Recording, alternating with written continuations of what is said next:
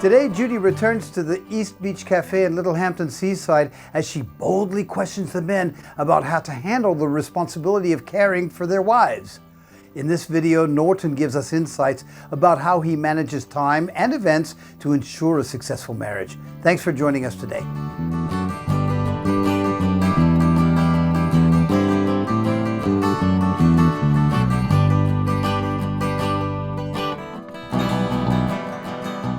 But now I want to bring out possibilities of difficult situations that may arise, which you're going to observe your wife or your girlfriend coming in who has had a difficult day for one reason or another. Maybe she's having pain because she's unwell, or she's had an argument with a colleague at work, or maybe she's been fired from a job. There could be all sorts of things that could arise, which is going to cause her to come home an emotional wreck. And I'm going to ask you, what would be your reaction to that? How would you deal with it? What I've learned to do over the years, and didn't always get it right, but do now, is just to listen. And also, obviously, listen to the problem that she's got.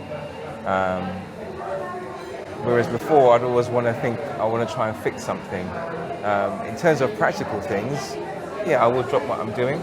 I will listen to what her problems are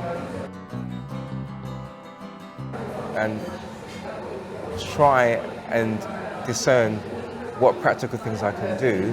But I used to probably try and be too much the problem solver until she said to me, Norton, all I want to do is just listen.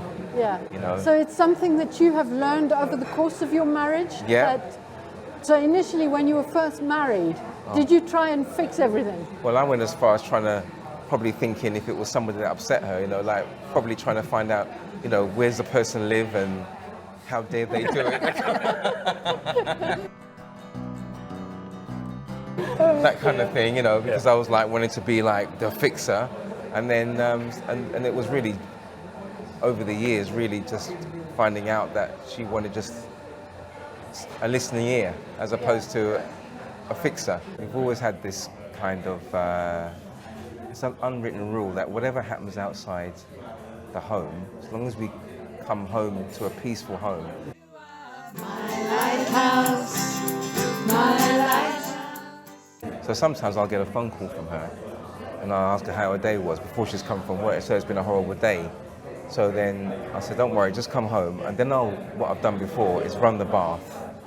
Oh, that's very good. What I've learned with Vivian is if I ask her to do something to kind of please her, she might say, don't bother. Whereas if I just do it, it doesn't always work, by the way. No. But if it's like something like run the bath, put the candles on, and if she's had a bad day, then that will just help alleviate stuff and just set the thing. Yeah. So that's something I learned kind of early on in our relationship.